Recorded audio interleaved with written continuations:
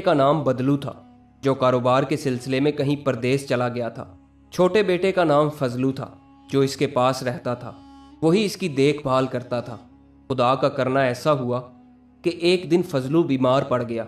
बहुत इलाज मुआवजा कराया, लेकिन कुछ फ़ायदा ना हुआ और आखिरकार वो अल्लाह को प्यारा हो गया। बुढ़िया बेचारी पर गम का पहाड़ टूट पड़ा। अब इसकी देखभाल करने वाला कोई न था। इसने अपने परदेसी बेटे बदलू को एक खत लिखा और अपनी हालत और फजलू की मौत की खबर भिजवाई, इससे पहले कि बदलू की तरफ से कोई जवाब आता। एक दिन एक मुसाफिर इस बुढ़िया के पास आया और बोला, दादी अम्मा, मैं बहुत दूर से आया हूँ, थक कर चूर हो चुका हूँ, ऊपर से रात भी होने को है। अगर इजाज़त दो तो ये रात में आप ही के घर में ठहर जाऊँ। बुढ़िया बोली, आ जाओ बेटा, क्या हर्ज है, रात ही तो रहना है, कौन सा घर उठा कर ले जाओगे, वैसे कहाँ से आए हो तुम? उस मुसाफिर ने जवाब दिया, मैं किसी दूसरी दुनिया से आ रहा हूँ दादी माँ। सरसरी तौर पर दूसरी दुनिया से मुराद मुसाफिर के लंबे सफ़र की थी, लेकिन बुढ़िया बेचारी जो बहुत ही सादा थी और इसके दिलो दिमाग पर बेटे की मौत का असर था, इसलिए वो गौर से उस मुसाफिर को देखने लगी, क्योंकि अपने दिल को समझाने के लिए वो भी अक्सर यही कहा करती थी कि इसका बेटा अब दूसरी दुनिया में चला गया है। मुसाफिर की ज़ुबान से दूसरी दुनिया का नाम सुनकर फ़ौरन उसे अपने मरहूम बेटे की याद आ गई और एक सर्द आ भरकर बोली, बेटा क्या तुम सचमुच दूसरी दुनिया से आ रहे हो? मेरा बेटा फजलू भी पिछले ही महीने दूसरी दुनिया में चला गया था, क्या वो भी तुमसे कभी मिला है? मुसाफिर जो निहायत ही चालाक था, वो बुढ़िया की सादगी को भांप गया और बोला, ओ वो फजलू आपका बेटा है? दादी माँ, मैं तो उसे अच्छी तरह जानता हूँ, मैं और वो एक ही कोठड़ी में रहते थे, बहुत अच्छा लड़का है फजलू मियाँ। बुढ़िया मुसाफिर के और भी करीब आकर बैठ गई और हसरत भरी नज़रों से इसकी तरफ देखते हुए पूछने लगी, कैसा है मेरा फजलू, क्या करता है वहाँ? मुसाफिर बोला, कुछ खास अच्छा नहीं है, अभी तो उसे कोई ढंग का काम भी नहीं मिला, बेचारा बकरियां चराया करता है। बुढ़िया ने बहुत दुखी होकर कहा, हाय हाय गजब हो गया, मेरा बेटा बकरियां चराता है, बेचारा मारा मारा चरागाहों में फिरता होगा, वहां भी आराम नसीब नहीं हुआ बेचारे को। बुढ़िया के दुख में और भी इजाफा करने के लिए मुसाफिर ने कहा, बिल्कुल अम्मा, बेचारा सर झाड़ मुंह फाड़ मारा मारा फिरता है, कपड़े भी तार तार हो गए हैं बेचारे के। ये सुनकर बुढ़िया का दिल भर आया। उसने इस मुसाफिर से पूछा, तुम कब वापस जाओगे बेटा? मुसाफिर ने जवाब दिया, माँ जी परसों मुझे वहाँ पहुँचना है। बुढ़िया कहने लगी, तो फिर मेरा एक काम कर दो बेटा, मेरे पास 40 गज कपड़े का एक थान रखा है, तुम वो थान और कुछ रुपए मेरे फजलू को दे देना, और इसके साथ 50 रुपए नकद भी देती हूँ। मुसाफिर ने रात बड़े आराम से गुजारी और सुबह होते ही बुढ़िया का सफाया करके चलता बना। कुछ ही दिनों बाद बुढ़िया का बड़ा बेटा भी परदेश से लौट आया। आते ही पहले तो माँ बेटा दोनों एक दूसरे से गले मिलकर खूब रोए, फिर फजलू की अचानक मौत पर अफसोस का इजहार किया। एक दिन बातों बातों में माँ ने अपने बेटे को बताया कि बेटा, जब तुम नहीं आए थे तो दूसरी दुनिया से एक आदमी एक रात गुजारने हमारे घर आया था। उसने तुम्हारे भाई फजलू के बारे में मुझे सब कुछ बताया। दूसरी दुनिया में वो आदमी और फजलू एक ही कोठड़ी में रहते हैं। बता रहा था कि फजलू अभी तक तो बकरियां ही चराता है, बेचारे के कपड़े भी फट गए हैं। मैंने एक थान कपड़ा और 50 रुपए नकद फजलू के लिए इसके हाथ भेज दिए हैं। बुढ़िया की ये बातें सुनकर बदलू चौंक पड़ा। घाट घाट का पानी पीकर वो अब इतना सीधा नहीं रहा था। अब वो ऐसी चालबाजियों को खूब समझने लगा था। चुनाचे वो बोला, अम्मा तुम वाकई बहुत सीधी हो, भला दूसरी दुनिया से भी कोई वापस आता है? तुम जमाने के हेर फेर नहीं समझती। बदलू को रह रह कर अपनी माँ की सादगी और मुसाफिर की चालाकी पर गुस्सा आ रहा था। वो अपनी माँ को सादा और बेवकूफ़ समझ रहा था। फिर कुछ सोच कर बोला, अच्छा अम्मा तुम आराम से घर में रहो और मैं किसी काम से जा रहा हूँ। बदलू ने दिल में सोचा कि नाक की सीध में चलता जाऊंगा और इस वक्त तक चलता रहूंगा जब तक मुझे कोई अपनी माँ से ज़्यादा सीधा और बेवकूफ़ नहीं मिल जाता, और फिर जब तक इस नुकसान को पूरा ना कर लूँ घर वापस नहीं लौटूंगा। ये सोचकर वो नाक की सीध में चल दिया। दिल ही दिल में वो कुछ मंसूबे बनाता चला जा रहा था। दूर से ही उसे एक गांव दिखाई दिया। वो सीधा इसी गांव की तरफ चलता गया। बस्ती से बाहर जब वो एक ज़मींदार की हवेली के पास पहुंचा तो रुक गया। देखा कि खूब मोटी ताज़ी बकरी बंधी हुई है, पास ही इसके 3 खूबसूरत मेमने बैठे हैं। बदलू भी वहीं घुटने टेक कर ज़मीन पर बैठ गया और बकरी को झुक झुक कर सलाम करने लगा। कमरे की खिड़की से ज़मींदार की बीवी ये सारा तमाशा देख रही थी। इसने नौकरानी को बुलाकर कहा, ذرا باہر جا کر دیکھو کہ وہ آدمی ہماری بکری کو اس طرح جھک جھک کر سلام کیوں کر رہا ہے۔ نوکرانی نے جا کر پوچھا، اے بھلے آدمی، یہ ہماری بکری تمہاری کیا لگتی ہے جو تم اسے اس طرح سلام کرتے جا رہے ہو؟ بدلو نے جواب دیا، اے بی بی، اسی کی تلاش میں تو میں مارا مارا پھر رہا تھا۔ جسے تم بکری سمجھتی ہو وہی تو میری بیوی کی رشتہ دار ہے۔ کل میرے لڑکے کی شادی ہے، سبھی رشتہ داروں کو دعوت دی جا چکی ہے، صرف اسی کا ایک پتہ نہیں چلتا تھا۔ میں اسے ابھی شادی میں آنے کے لیے دعوت دینے آیا ہوں۔ اگر مالکن صاحبہ اجازت دے دیں تو میری اور میری بیوی کی طرف سے گزارش ہے کہ یہ بھی اپنے بال بچوں سمیت شادی کی رونق بڑھانے کے لیے تشریف لائے۔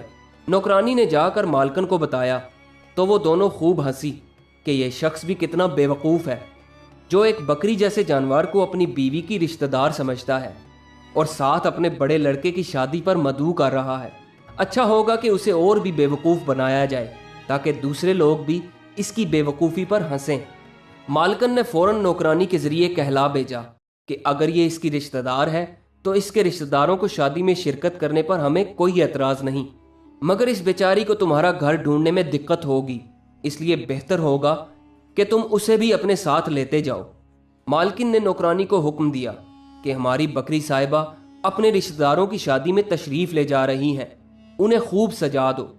سردی بہت زیادہ ہے، میرا وہ روئی دار کوٹ بھی انہیں پہنا دو، اسی طرح اس کے بچوں کو بھی اچھی طرح سے سجا دو، اور سنو، باہر جو گاڑی کھڑی ہے اس میں 2 گھوڑے اور جتوا دو، آخر اس کے رشتہ دار کی شادی کوئی روز روز تھوڑی ہوتی ہے، ذرا ٹھاٹھ سے سوار ہو کر جائے گی۔ چنانچہ مالکن اور اس کی نوکرانی نے بکری اور اس کے میمنوں کو خوب سجایا اور گاڑی میں 2 گھوڑے جتوا کر بکری اور اس کے بچوں کو بڑی شان سے گاڑی میں بٹھایا اور لگام بدلو کے ہاتھ میں تھماتے ہوئے کہا، بھائی کوچوان تو گھر پر نہیں ہے، ہمت کر کے آپ خود ہی کوچوانی کرو، لیکن گاڑی ذرا دھیرے سے چلانا، ایسا نہ ہو کہ ہماری بکری صاحبہ یا اس کے بچوں میں سے کسی کو چوٹ لگ جائے۔ اچھا، الوداع بکری صاحبہ۔ بدلو نے جواب دیا، آپ بے فکر رہیے مالکن صاحبہ۔ اس نے گھوڑوں کی لگام تھامی اور اپنی راہ لی۔ 2 گھوڑوں کی گاڑی میں سجی ہوئی بکری یوں ودا ہو رہی تھی جیسے کوئی دلہن اپنے میکے سے ودا ہوتی ہے، اور بدلو اس ٹھاٹھ سے گاڑی ہانک رہا تھا کہ جیسے کوئی دلہن کو لیے جا رہا ہو۔ یہ تماشا دیکھ کر مالکن اور اس کی نوکرانی کے ہنستے ہنستے پیٹ میں بل پڑ گئے۔ جب تک گاڑی ان کی نظروں سے اوجھل نہیں ہو گئی ان کی ہنسی نے رکنے کا نام نہ لیا۔ تھوڑی دیر بعد زمیندار بھی گھر پہنچا تو بیوی کو بہت خوش پایا۔ دراصل وہ سوچ رہی تھی کہ جب وہ میاں کو اس شخص کی بے وقوفی کا قصہ سنائے گی تو وہ بے حد خوش ہوگا۔ قصہ شروع کرنے سے پہلے مالکن نے جب نوکرانی کی طرف دیکھا تو اس کے ہونٹوں پر بھی وہی شرارت بھری مسکراہٹ کھیل رہی تھی۔ پھر کیا تھا، مالکن کہہ کے لگا لگا کر ہنسنے لگی، مارے ہنسی کہ اس کا برا حال تھا۔ اس کی ہنسی جب ذرا دھیمی پڑی تو زمیندار نے پوچھا کہ آخر بات کیا ہے، میں بھی تو سنوں۔ بیوی نے کہا، اجی پوچھو مت، آج تو کمال ہی ہو گیا، کتنا مزہ آ رہا تھا۔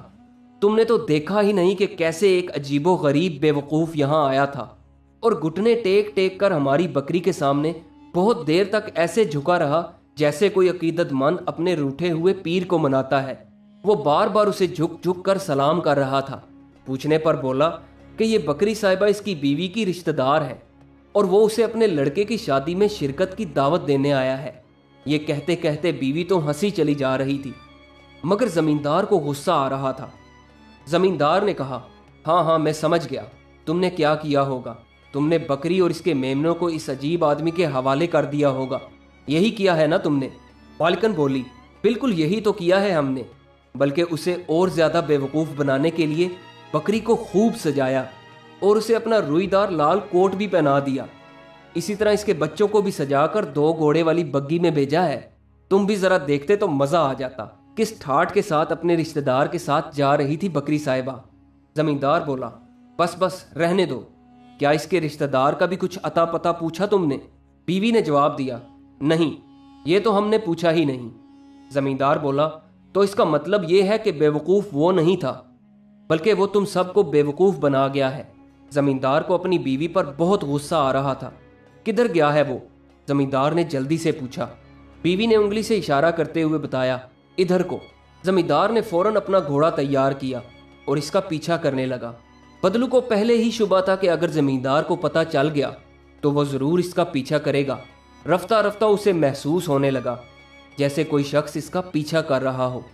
इसने अपने घोड़ों का रुख एक घने जंगल की तरफ मोड़ दिया। घोड़ों और गाड़ी को झाड़ियों की ओट में खड़ा करके खुद जंगल से बाहर आया और अपनी टोपी उतार कर जमीन पर औंधी रखकर बैठ गया। इतने में जमींदार भी उधर से आ निकला। इसने बदलू से पूछा, ओ भाई टोपी वाले, इधर तुमने किसी को 2 घोड़ों की गाड़ी में जाते हुए भी देखा है?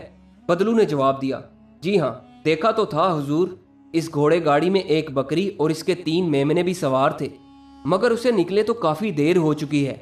जमींदार बोला, किस तरफ को गया है वो? मुझे इसको पकड़ना है। बदलू ने पूछा, क्या आप इस रास्ते को अच्छी तरह जानते हैं? अगर नहीं जानते तो उसे पकड़ना बहुत मुश्किल है। इस रास्ते में कई मोड़ आते हैं, रास्ते से रास्ता निकलता चला जाता है, ऐसा ना हो कि आप खुद भी भटक जाएं। जमींदार ने इसकी खुशामद करते हुए कहा, अरे भाई, अगर ये बात है तो तुम मेरी मदद करो, उसे पकड़ना बहुत ज़रूरी है। आ जाओ मेरे साथ घोड़े पर बैठ जाओ। बदलू ने कहा, नहीं हुजूर, मैं नहीं जा सकूंगा। मेरी इस टोपी के नीचे एक शिकरा बैठा है, मैं इसी की निगरानी कर रहा हूँ। शिकरा एक बाज जैसे परिंदे को कहते हैं। जमींदार ने कहा, इनकार ना करो मेरे अच्छे भाई, ये घोड़ा लो और तुम ही चले जाओ। तुम्हारे इस शिकरे की निगरानी मैं करूंगा। बदलू ने जोर देते हुए कहा, तो ख्याल रखना कहीं ये उड़ ना जाए। बहुत ही कीमती शिकरा है ये, कहीं खो गया तो मेरा मालिक मुझे कच्चा चबा जाएगा। इसीलिए तो मैं ना जाने की जिद कर रहा हूँ। जमींदार ने पूछा, वैसे क्या दाम होंगे इस शिकरे के? बदलू ने जवाब दिया, यही कोई 500 रुपये का होगा। जमींदार ने तसल्ली देते हुए कहा, तो फिर परवाह मत करो, अगर ये खो गया तो इतनी रकम मैं तुम्हें अदा करूंगा। बदलू ने बात बनते हुए देखकर कहा, नहीं सरकार, ज़बानी जमा खर्च से काम नहीं चलेगा, मुझे अपने मालिक से बहुत डर लगता है। जमींदार ने अपनी जेब में हाथ डाला और रकम बदलू की तरफ बढ़ाते हुए कहा, अगर मेरी ज़बान पर एतमाद नहीं तो ये 500 रुपये ज़मानत रख लो। बदलू ने रुपए लेकर जेब में डाले और इसी के घोड़े पर सवार होकर चलता बना और जमींदार साहिब खाली टोपी की पहरेदारी करते रहे। इंतज़ार करते करते घंटों बीत गए, लेकिन बदलू वापस ना लौटा।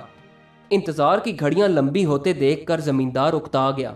सोचा कि टोपी के नीचे तो देखें कि कुछ है भी या नहीं, अगर नहीं है तो बेकार का इंतज़ार करने से क्या फ़ायदा। उसने टोपी को धीरे धीरे उठाना शुरू किया, देखा तो कुछ भी न था।